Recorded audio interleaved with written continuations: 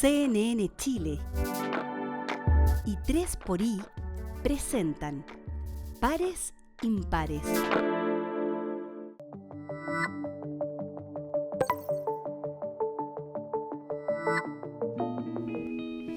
Hola, ¿cómo están? Bienvenidos y bienvenidas a Pares Impares. Hoy quisimos hacer una pausa y dedicar un tiempo a comprender el informe que ha sido recientemente entregado por la Comisión para la Paz y el Entendimiento, que fue convocada por el presidente Gabriel Boric en 2023 y que buscó articular a un grupo de personas distintas del mundo mapuche, del mundo no mapuche y de distintos colores políticos, con el fin de ver si es que hay un camino que pueda ser un camino común y que ofrezca salidas y alternativas a un conflicto que tiene muchas capas distintas y por lo tanto se ha vuelto con el tiempo en un gran asunto muy difícil de resolver.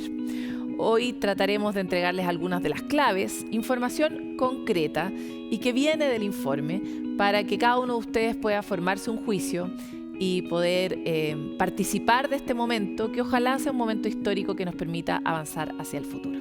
Bienvenidos y bienvenidas a Pares Impares. Como les comentaba, efectivamente la relación entre el Estado de Chile y el pueblo mapuche ha sido una que ha vivido enormes tensiones durante los últimos siglos, diríamos, y sobre todo las últimas décadas. Pero eso podría comenzar a cambiar gracias a el resultado que arrojó la Comisión para la Paz y el Entendimiento, que es un informe que tiene propuestas concretas para abordar de manera muy práctica cada uno de los problemas que vive ese territorio. Delincuencia, el problema de las tierras, el problema de la violencia, cómo reparamos esas heridas que ya se hicieron. Son algunas de las preguntas que se busca contestar y el informe para darnos algunas de las claves lo trae Camila Sumastre. De poder, mediante el diálogo, el entendimiento, dar un primer paso hacia la paz. No era fácil para los mapuches sentarnos a dialogar cuando sabíamos que muchos están hoy día en las cárceles. Yo creo que la política tiene que ir evolucionando. Creo que este es un muy buen ejemplo de hacer las cosas bien. Qué lindos niños son ustedes. Más de 200 años han pasado y el conflicto territorial entre el Estado y el pueblo mapuche en la macrozona sur continúa sin una solución. Un largo y tenso camino que hoy se ve marcado por un nuevo hito. Resume el trabajo realizado el último año y medio y contiene 21 propuestas. La entrega del informe final de la Comisión Presidencial para la Paz y el Entendimiento.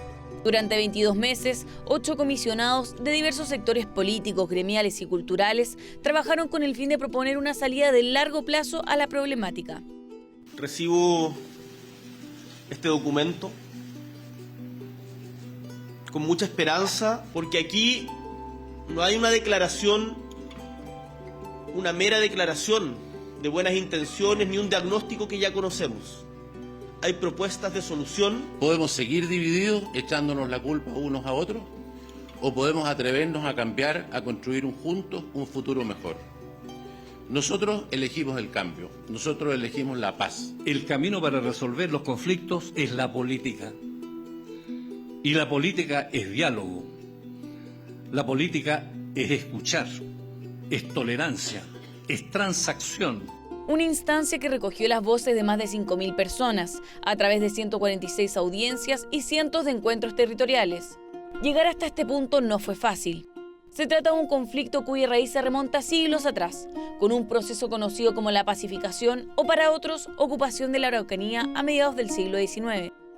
Yo diría que hay un hito bien importante en ese relacionamiento que tiene que ver con cómo, ¿cierto?, en 1825 el Estado de Chile firma un tratado, el Tratado de Tapihue, con el pueblo mapuche, reconoce la soberanía, ¿cierto?, del pueblo mapuche, pero rápidamente este Estado, ¿cierto?, comienza a tomar una política o a generar una ideología de la ocupación, pero también utilizando, ¿cierto?, la fuerza o la violencia más bien del Estado con lo que se denominó la pacificación de la Araucanía. Diciéndole al pueblo mapuche, miren, estas tierras usted va a quedar ahora instalado y el resto de las tierras van a ser fiscales, se las van a traspasar a colonos privados y demás. Entonces en ese momento es cuando el Estado de Chile, además por medio de documentación que genera, reduce la propiedad, reduce el territorio mapuche.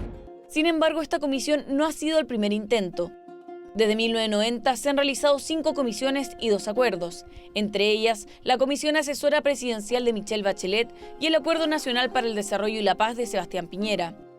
Según expertos, esta instancia se diferencia por su conformación, respaldada por 19 partidos, el eje de reparación integral a las víctimas y el capítulo dedicado a nuevos mecanismos para la compensación y restitución de tierras. Esta comisión nace llamada desde los partidos políticos y de este acuerdo transversal que hubo en su momento, más allá de que ahora el informe no hubiese habido la transversalidad en el acuerdo y en los comentarios que estamos escuchando. Incluyó los temas vinculados a la población no indígena, bajo la lógica de esta idea de las víctimas. Es una comisión más acotada en su espectro respecto de, por ejemplo, la Comisión de Verdad Histórica y Nuevo Trato. Esa era sobre todos los pueblos indígenas. Esta tiene un foco y que es respecto de lo que ocurre en ciertas regiones del país y con el pueblo mapuche. Lo segundo que quiero destacar es que este informe, el informe completo, tiene quizás la revisión más exhaustiva que yo he visto en materia de tierras, tanto de lo que se ha hecho como de la determinación de lo que está pendiente al día de hoy y de las proyecciones de lo que significan las próximas décadas. La diferencia tal vez con las otras comisiones es que esta sí está más abocada al tema de la tierra y por tanto llegar a una solución en torno a buscar una respuesta o forma de compensación a partir del origen que va a ser la ocupación de la Araucanía como el momento determinante y la fractura que sigue desgarrando las fronteras. Una fractura que no solo se puede percibir en el territorio, sino también en la sociedad. Realidad que se manifiesta en el sentir del pueblo mapuche, así como pobreza que afecta a la Araucanía. Según datos de la encuesta CACEN, esta región se ubica junto a los lagos entre las 3 con menor desarrollo multidimensional. Somos una sociedad sumamente fragmentada, muy debilitada, con altos índices de racismo y discriminación que los vemos cada cierto tiempo y en el cotidiano, cosas que a veces no estamos tan acostumbrados a escucharlos en la ciudad. Además, es uno en la Araucanía, vive aún ofensas cotidianas del indio aquí, indio allá y demás. Entonces, eso también hace que exista este dolor permanente. Impacta no solamente en la idea de si existe un conflicto en general en nuestro país, sino también en lo que significa para el desarrollo de la economía, el desarrollo de los empleos. La Araucanía es una de las zonas más pobres de nuestro país, influye en escolaridad, influye en cuestiones, por ejemplo, de acceso a servicios públicos. Con el informe ya en manos del gobierno, será la apertura al diálogo y la voluntad política las que definan los pasos a seguir. El desafío es claro, hacerse cargo de un territorio marcado por la violencia, el conflicto y la ausencia de acuerdos. Solo así será posible avanzar hacia una paz duradera, fundada en el entendimiento y la justicia.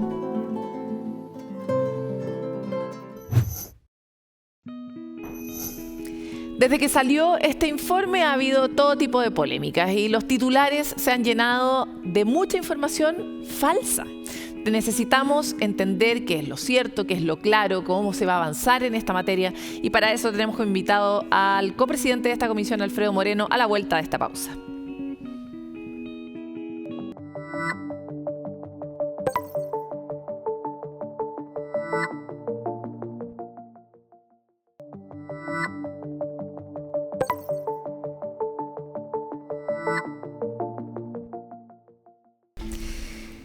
Estamos en tiempos de mucha noticia, muy álgidos. Estamos frente a una campaña presidencial. Al mismo tiempo siguen ocurriendo cosas en Chile y en el mundo, pero hay una en la que necesitamos detenernos. Y es la entrega del informe de la Comisión Presidencial para la Paz y el Entendimiento, que fue convocada en 2023 por el presidente Gabriel Boric y que fue constituida de manera bastante transversal, tratando de representar al mundo mapuche, al mundo no mapuche, pero también a los distintos sectores políticos. Y esta comisión ha entregado su informe, por supuesto, rodeado de una cantidad de polémicas de distintos tamaños. Y es por eso que queremos dejar la pelota en el piso, como dicen los futboleros, y hablar con calma junto a uno de los copresidentes de esta comisión, Alfredo Moreno. Muchas gracias por estar en París. ¿Qué tal, Paloma? Gracias por la invitación. Ya, vamos a hacer un trabajo difícil porque efectivamente este informe es un informe largo, que es el resultado de un trabajo de mucho tiempo y de muchas conversaciones, más de 5.000 conversaciones tengo entendido. Sí, más de 2 años de trabajo, sí. Y más de 2 años de trabajo. Y por lo mismo este informe también es vasto. Pero mucho antes de que se conocieran ni siquiera las primeras palabras de este informe, ya estaba desatada una polémica. Y lo primero que quiero hacer junto a usted es aprovechar de dar vuelta la polémica. O sea, como, ¿qué mejor momento podría tener Chile que un año electoral donde vamos a elegir al próximo presidente de Chile para resolver tal vez uno de los problemas más antiguos del Estado de Chile, ¿no? Y hay que pensar que este problema tiene décadas, siglos, de tal manera que el próximo presidente de Chile va a tener el mismo problema que tiene el actual, que tuvo el anterior y el anterior y el anterior, y que no lo hemos podido resolver. La ventaja que tiene esta comisión es que es totalmente transversal, nació con el apoyo de todos los partidos políticos, que determinaron sus miembros, determinaron lo que tenía que hacer, lo que no tenía que hacer, y hoy día entonces nos permite tener una oportunidad de decir, bueno, si este es el análisis, si este nos parece satisfactorio lo que es lo propuesto, porque por supuesto, digamos, las personas tienen que tener su propia opinión, bueno, tenemos un camino que permite seguir todos juntos, con apoyo de las personas mapuche, por lo cual es posible que cuando hagamos la consulta indígena, las comunidades mapuche puedan a lo mejor estar de acuerdo. Tenemos un camino común y no convertir esto, lo que ha sucedido hacia atrás, en parte de la discusión política y por lo tanto impide solucionarlo.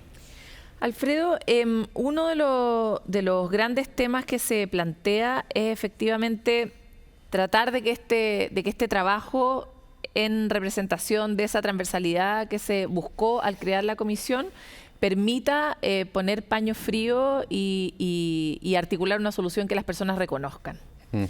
¿Cree usted que la representación es suficiente como para tener esperanza en que efectivamente las personas en la consulta indígena y también el país en general, en la medida que conozca en detalle y en profundidad el informe, pueda sentirse representado por él? Bueno, ayuda, pero por supuesto es una condición necesaria, pero no suficiente. Este problema ha sido motivo de dolor, de lucha, de división a lo largo de muchísimo tiempo y por eso es tan difícil de resolver. Por supuesto que este punto de origen ayuda, pero no es suficiente. El valor de esto naturalmente es el valor de las ideas que plantea. Y son ideas complejas, no son fáciles de explicar. La gente en general del país, como no vive el problema, no lo conoce, tiene un conocimiento de esto muy distinto del que vive allá. Y cuesta por lo tanto entender por qué tenemos que hacer esto o esto otro, si en la vida normal, en otros lugares, eso no pasa. O sea, tenemos que primero ponernos en la posición de que hay compatriotas nuestros que están a 700 kilómetros de distancia, donde todos los días hay muertos, ataques, incendios, donde se vive la mayor pobreza de Chile, donde tenemos este problema con el pueblo indígena más importante de nuestro país, 10% de la población, que tiene raíces muy profundas en el tiempo.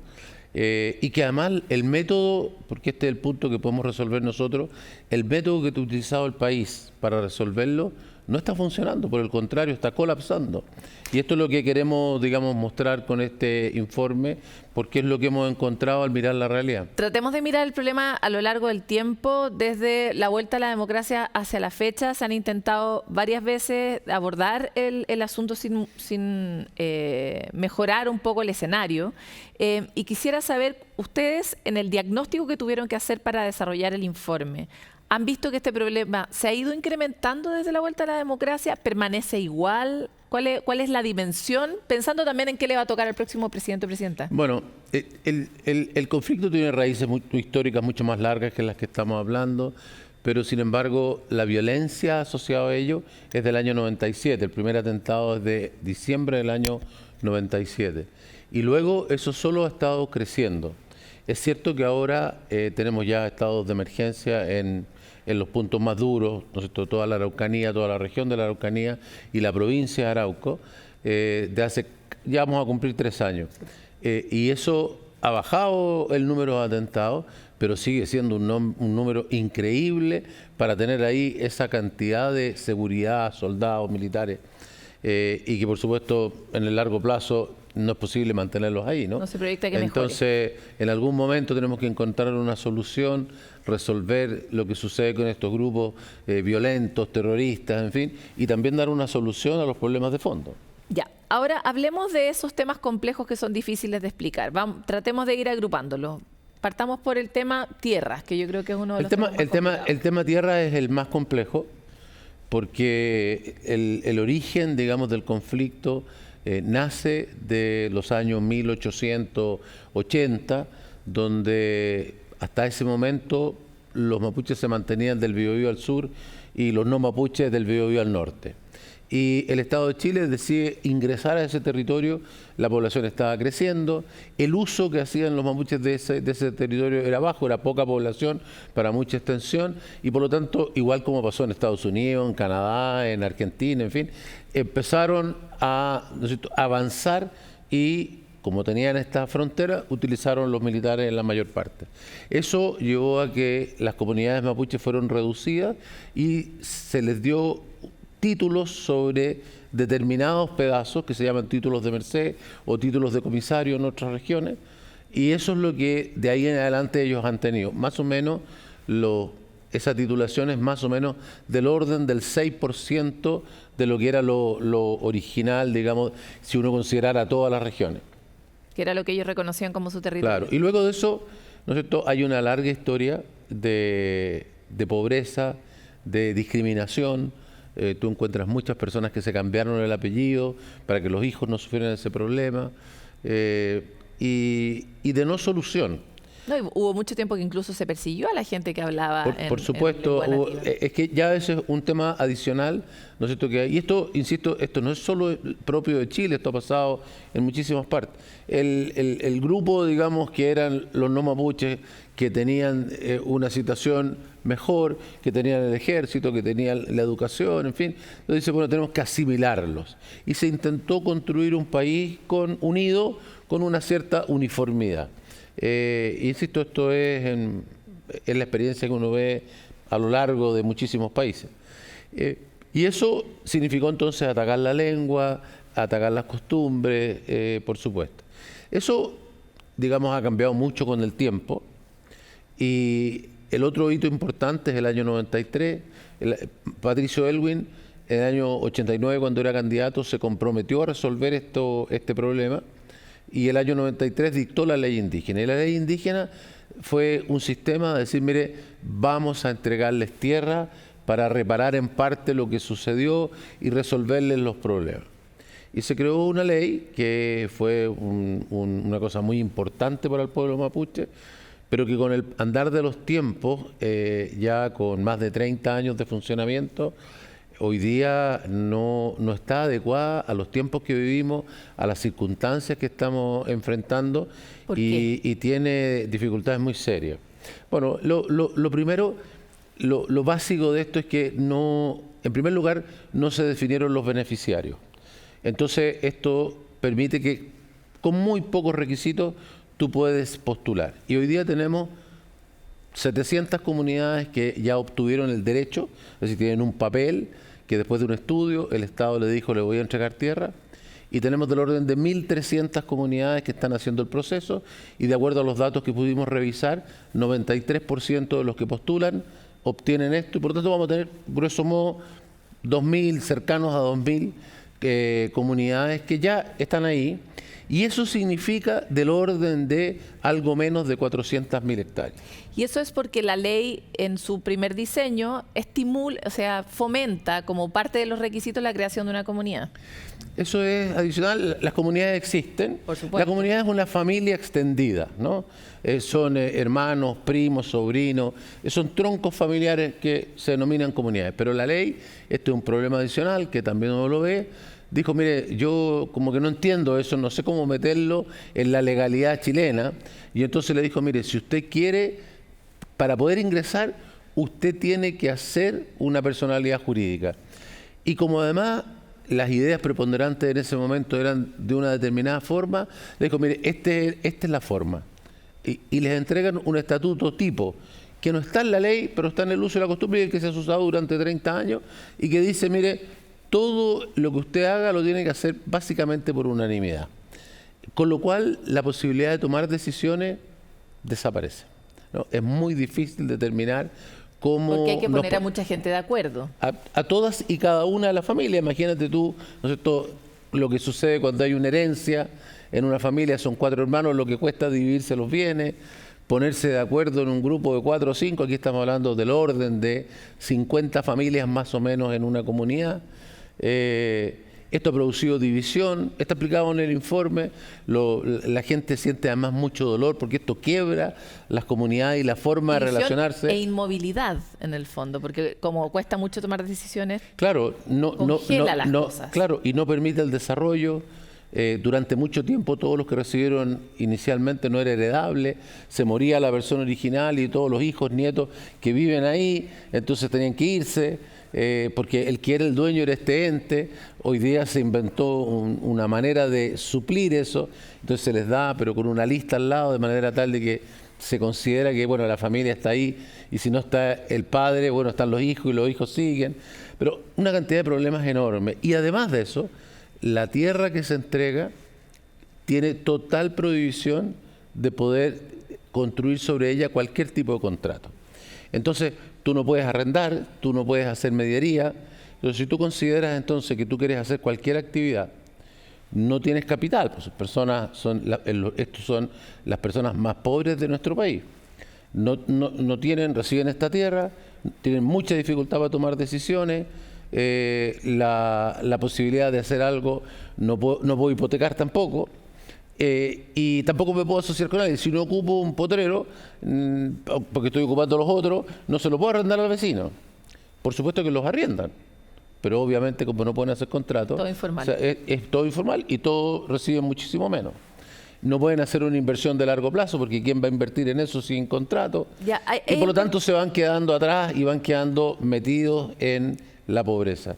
Entonces tenemos una cosa que no tiene, digamos, límite, y crece, y crece, y crece, y hoy día se habla del monto de 4.000 millones.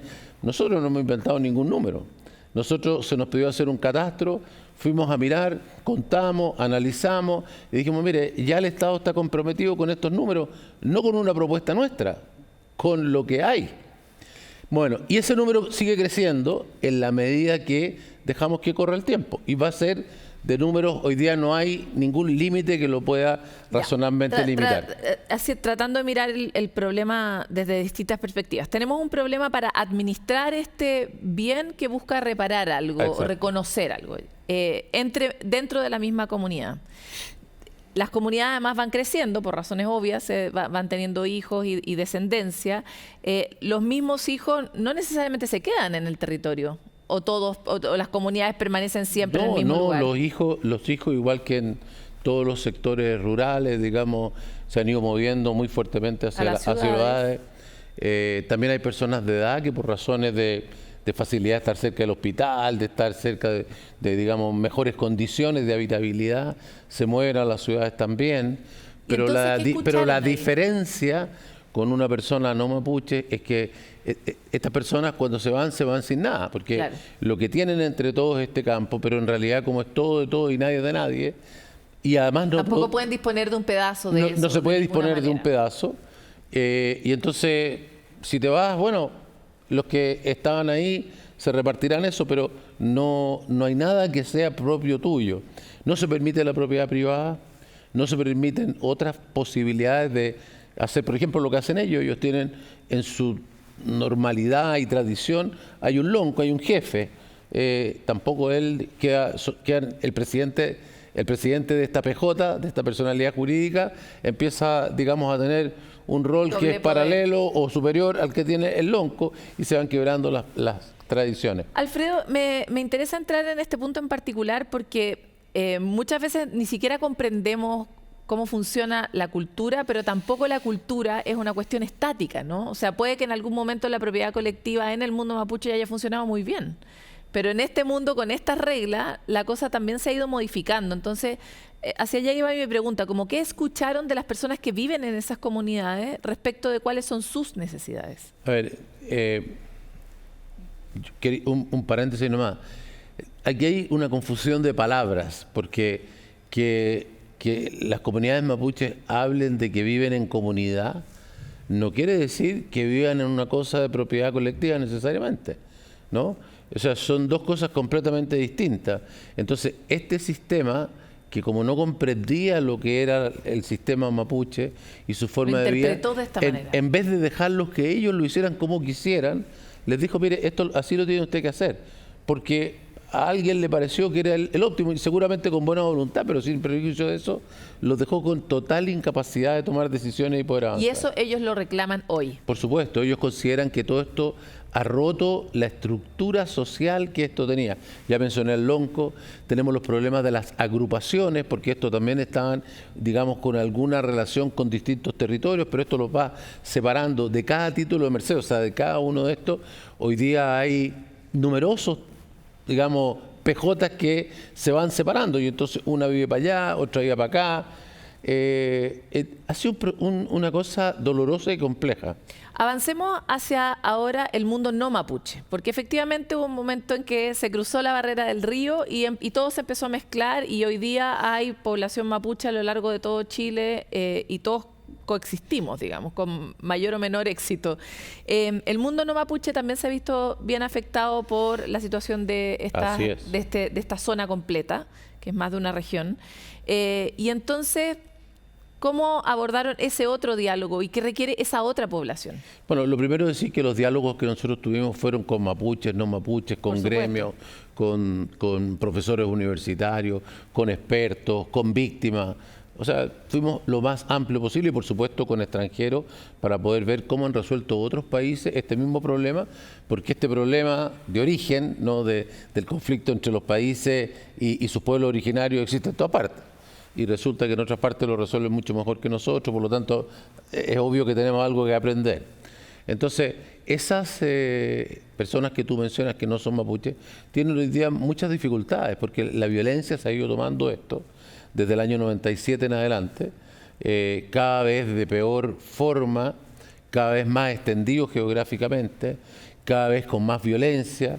Los grupos violentos o terroristas se han ido disgregando en distintos grupos con distintos lugares digamos, de zonas geográficas o con énfasis en distintos temas. Uno, digamos, atacan iglesias, por ejemplo, colegios, porque creen que todo el problema tiene que ver con educación. Otros, su gran enemigo es la parte forestal. Otros simplemente siembran el terror, digamos, en los campos. Pero lo concreto es que todos ellos causan un tremendo daño. Entonces, desde ese punto de vista, por ejemplo, aquí hay un grupo que ha sido olvidado desde hace 30 años, que son las personas que han sufrido estos atentados. ¿Qué hay para ellos en este informe? Claro, eso es un punto muy importante. Esta vez es la primera vez que ellos son considerados, ¿no? Hasta ahora, una persona que perdía a su marido, a su hijo, o que le quemaban la casa, o que perdía sus maquinarias, salía en la televisión, salía en el diario, alguien decía que iba a presentar una querella porque era una cosa muy grave, y 2 días después nadie se acordaba de eso y él quedaba solo, y ahí estaba, y nadie le daba una mano. Y esa es una realidad que además atraviesa el mundo mapuche y el mundo no mapuche. Por supuesto, aquí los atentados también se han dado. Las víctimas han sido de todos Sí, lados. claro, hay personas mapuches que han sido muertas, que han sido afectadas en sus bienes.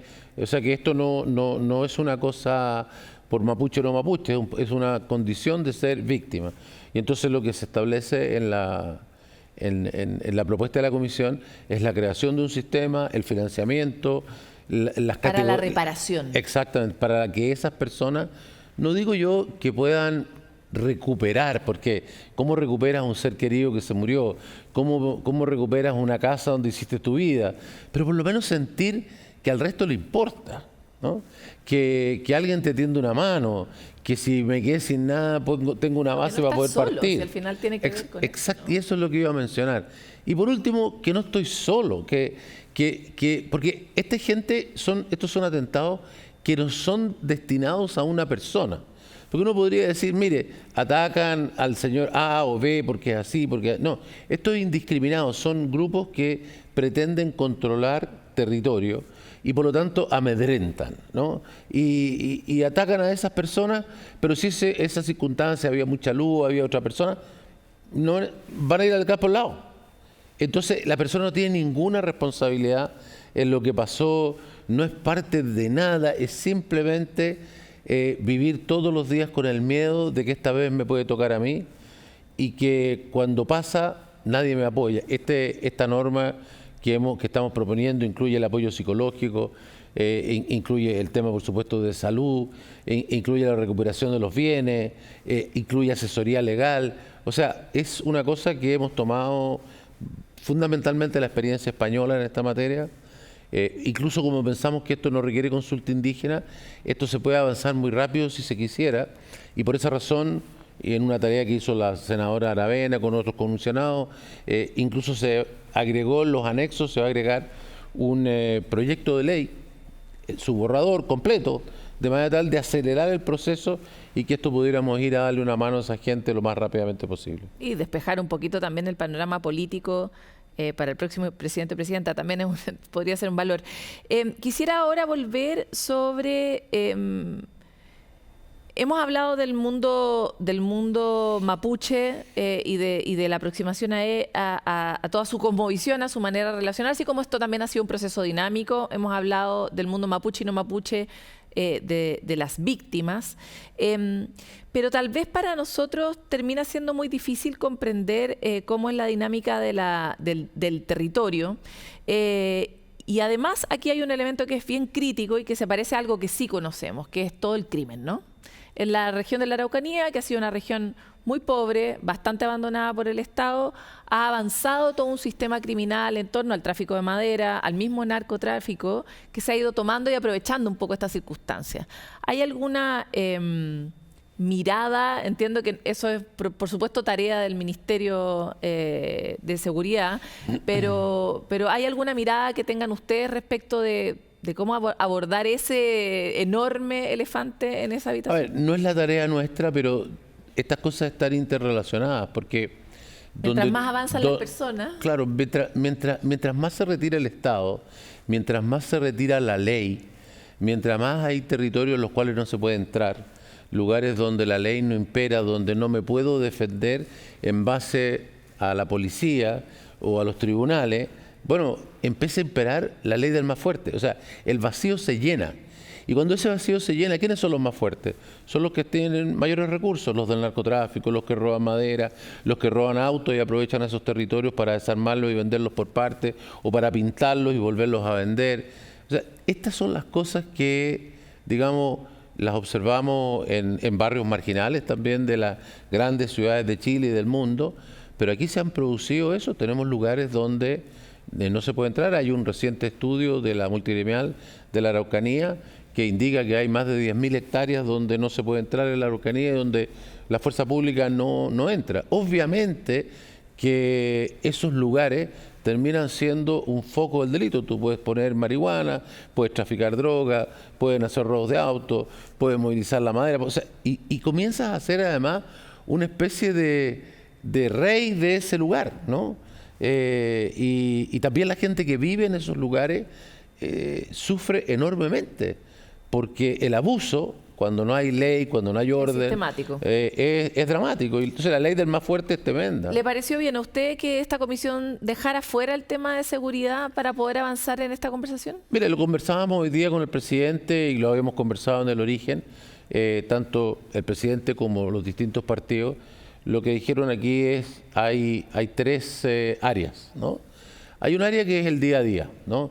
Los sistemas de agua, pavimentar los caminos, todos los servicios públicos, la inversión pública que se tiene que hacer, mejorar el aeropuerto, etcétera, mejor iluminación, que son muy importantes que lleguen porque estas son las zonas más, digamos, atrasadas de Chile. Por ejemplo, la Araucanía es el lugar donde la menor proporción de sus caminos son pavimentados. Entonces, es muy importante. Hay otro factor que tiene que ver con la seguridad. El estado de emergencia, ¿se mantiene, no se mantiene? ¿En qué forma? ¿Qué reglas nos damos? Oiga, cambiemos la norma de robo de madera, ha hecho un cambio enorme. Oiga, la persona que se toma en un campo, cambiemos entonces cómo tratamos ese tema, también ha hecho un cambio enorme. Entonces, es un trabajo del Ejecutivo, del Legislativo, del manejo de las policías y de la inteligencia. Se está hoy día en este proyecto de inteligencia también que se está viendo en el Congreso.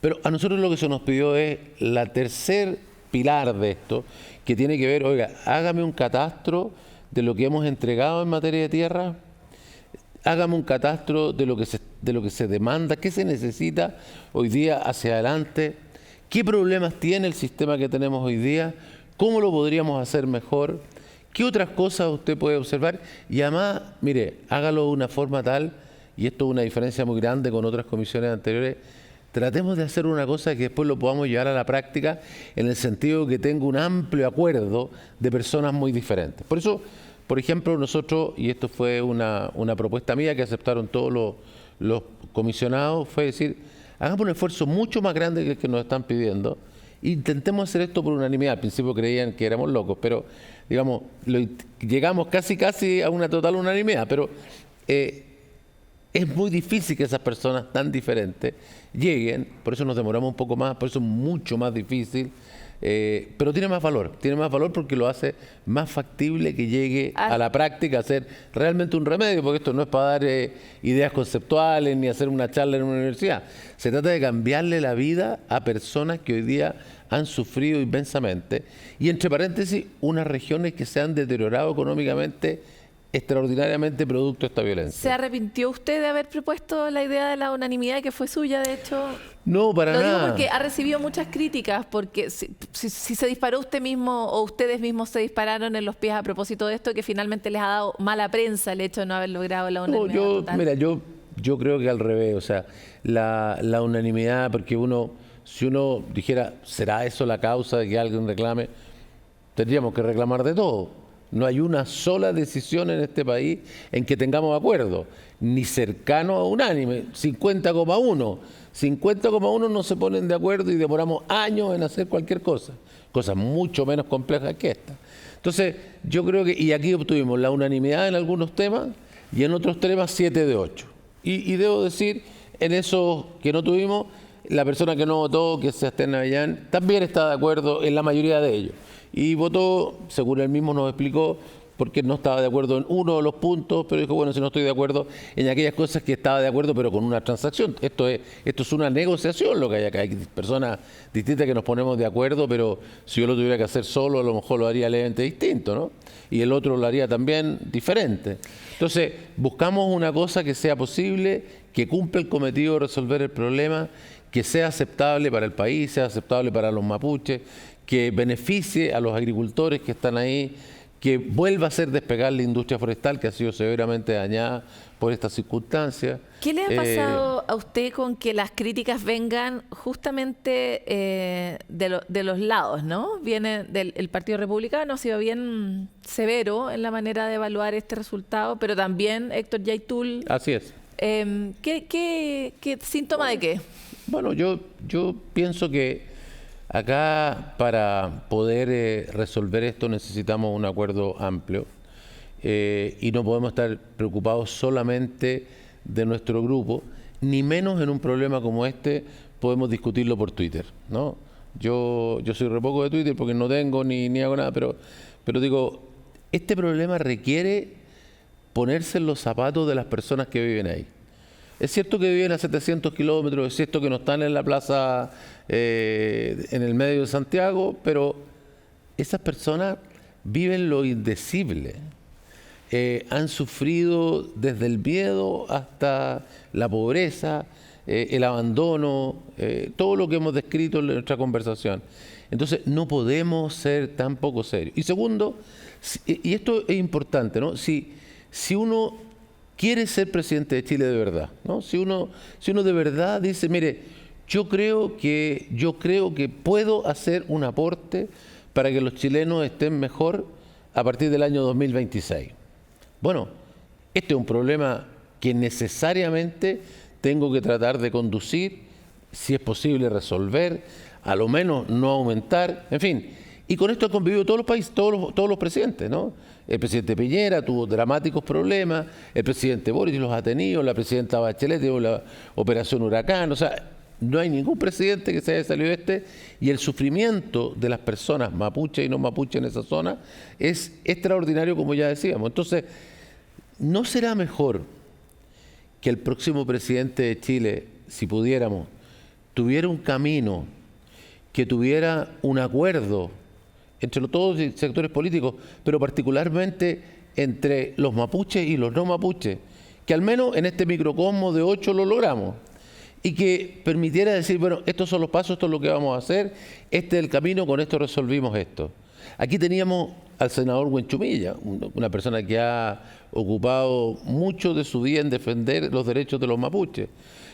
Teníamos también 2 personas adicionales o 3 personas adicionales, también mapuche, una diputada, una persona que fue constituyente indígena en el primer proceso, otra joven mapuche que es la persona que lleva este tema en la gobernación del Biobío. ¿Y están de acuerdo con esto? ¿Están de acuerdo?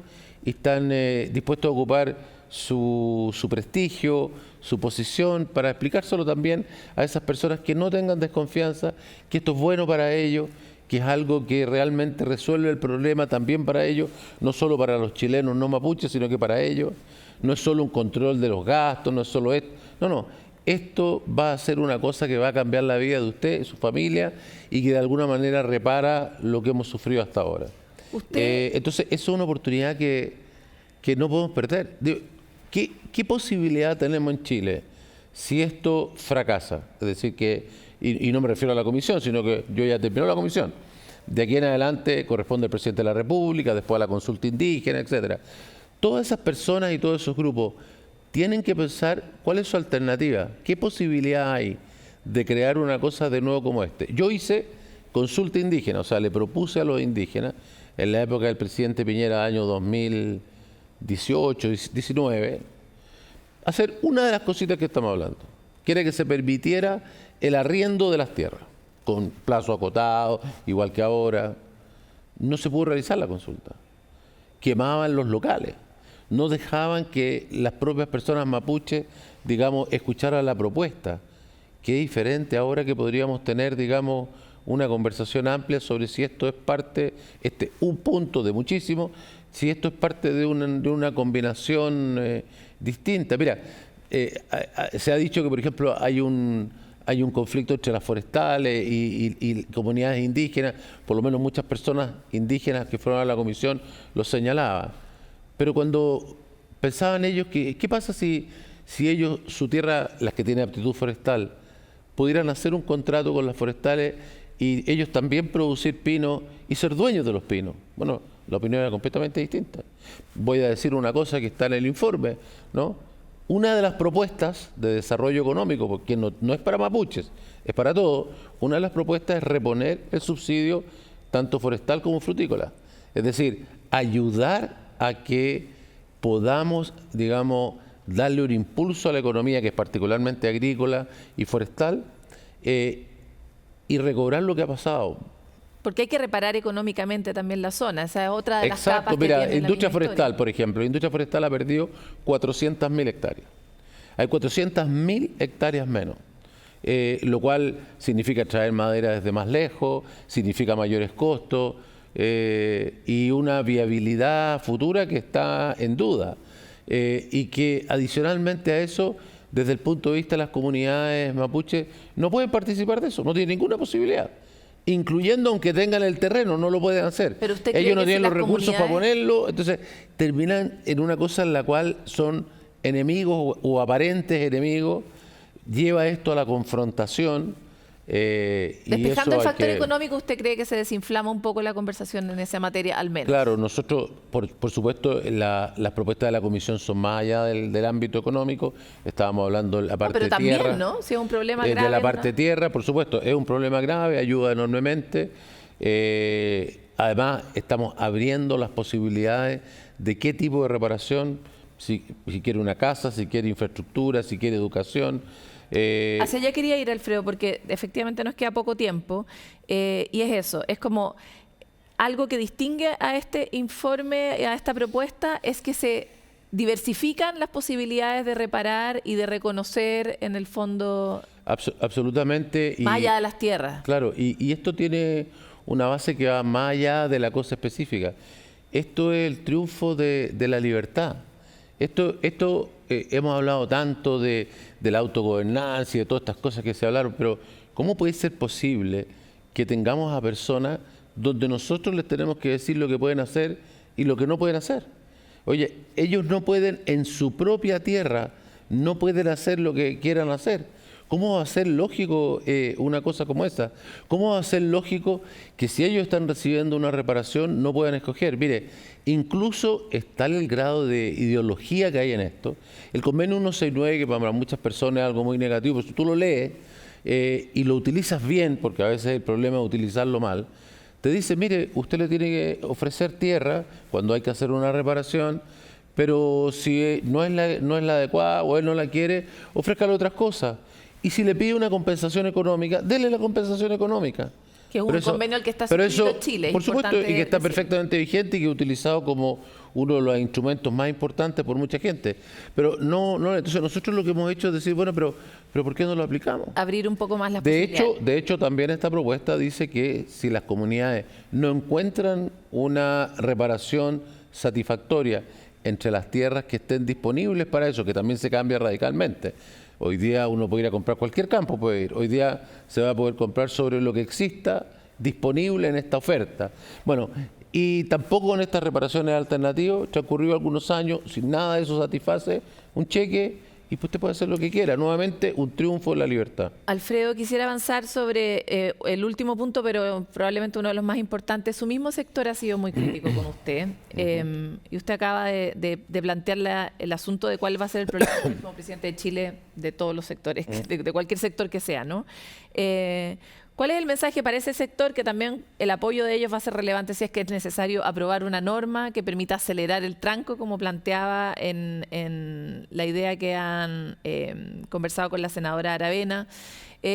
¿Cuál es la propuesta para su sector respecto de que esta es una salida que es valiosa? Mira, dos cosas. Tú señalaste la senadora Aravena.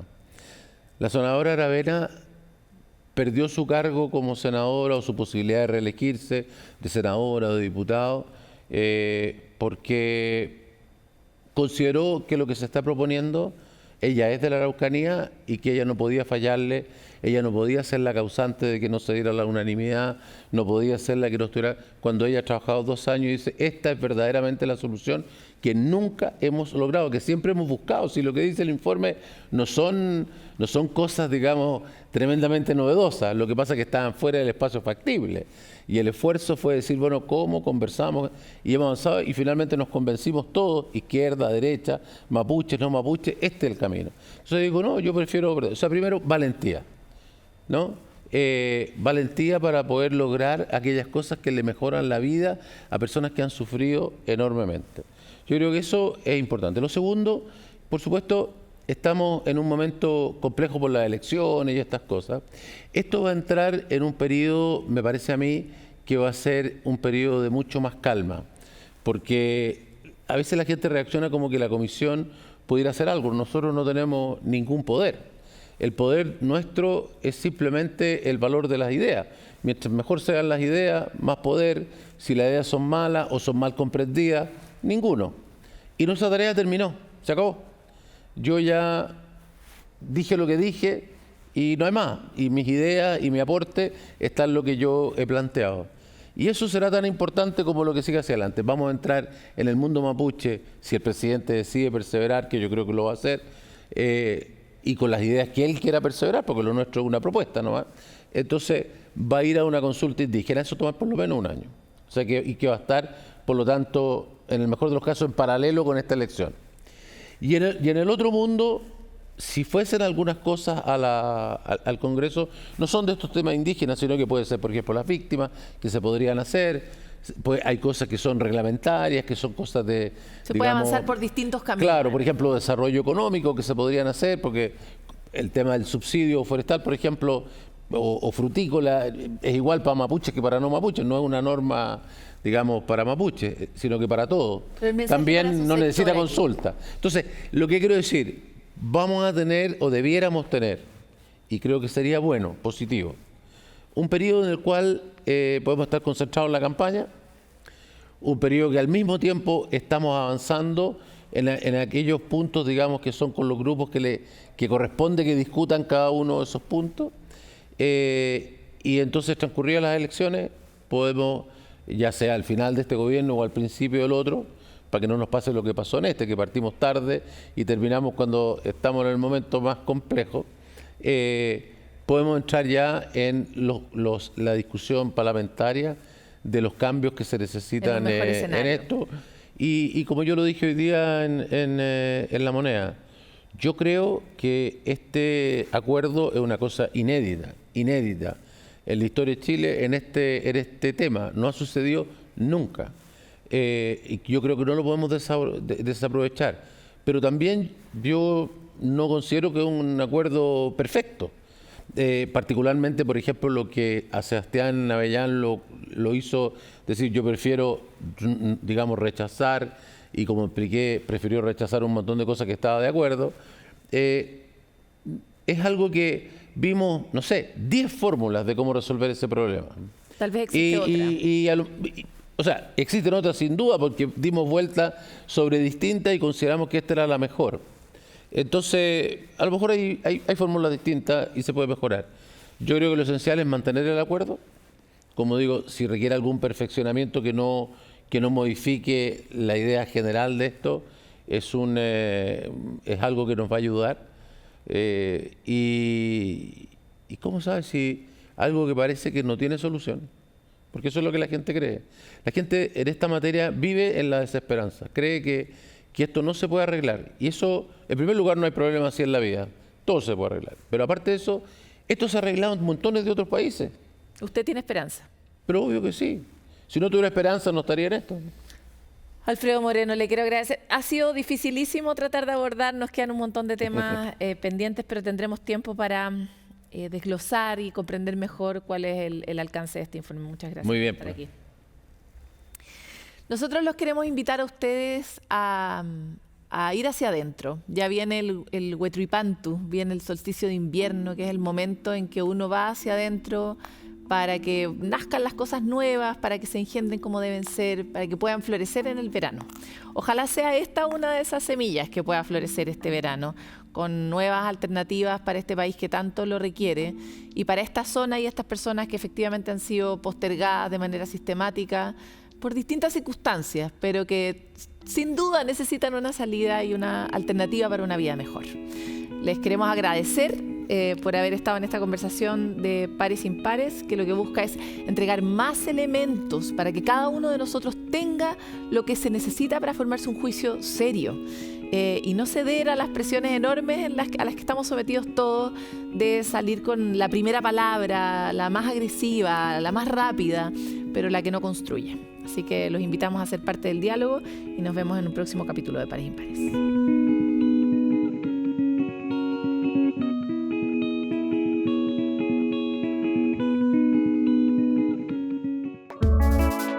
Pares Impares fue presentado por CNN Chile y 3xI.